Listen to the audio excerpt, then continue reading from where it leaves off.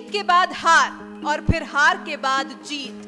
जीत की यही ख्वाहिश, उम्मीदों की पराकाष्ठा, उसमें समाये सपने, सपने में अपनी ही मस्ती के धुन में रमकर परिवार, समाज, देश से लेकर दुनिया को राह दिखाना, यही भारत के शीर्ष पर श्रेष्ठता के साथ बैठे संतों की कार्यक्षमता है। मथुरा के रहने वाले फक्कड़ बाबा इसी श्रेणी में आते हैं।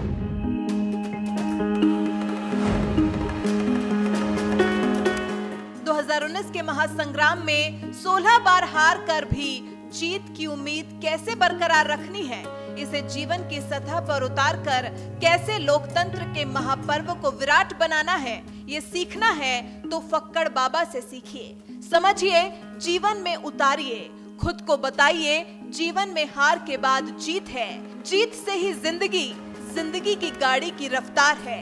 मंजिल तक पहुंचकर दूसरों को नई दिशा और देने की एक बड़ी सीख है। फक्कड़ बाबा उम्र के इस पड़ाव में वही कर रहे हैं। फक्कड़ बाबा रामायणी मथुरा का एक जाना पहचाना नाम है। उपलब्धियों से ज्यादा उस हार के लिए जाने जाते हैं जो उन्हें 16 बार जनता ने अस्वीकार करके दी।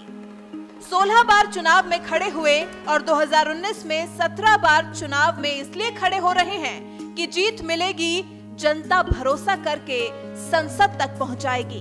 साल 1976 से लगातार लोकसभा और विधानसभा चुनावों में निर्दलीय के रूप में चुनाव लड़ने वाले मथुरा के फक्कड़ बाबा रामायणी एक बार फिर मथुरा लोकसभा सीट से चुनाव लड़ने की तैयारी में जुटे हैं।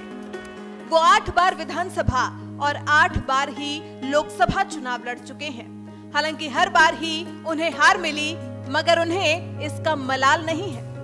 फक्कड़ बाबा को अपने उस वचन पर आज भी उतना ही एतबार है जिसमें उन्होंने कहा था कि 20वीं बार चुनाव में जीत का ताज जरूर बाबा के सिर पर बंधेगा। फक्कड़ बाबा रामायणी की ये जिंदा उम्मीद राह दिखाने के लिए काफी है, लोकतंत्र के महापर्व से जमकर राह बताने के लिए काफी है, सोच बदलने के लिए है। मजबूत भारत, विकसित भारत और उस भारत में रहने वाले लोगों की शक्ति से दुनिया तब वाकिफ होगी जब हम अपने स्तर पर जमकर हिस्सा लें।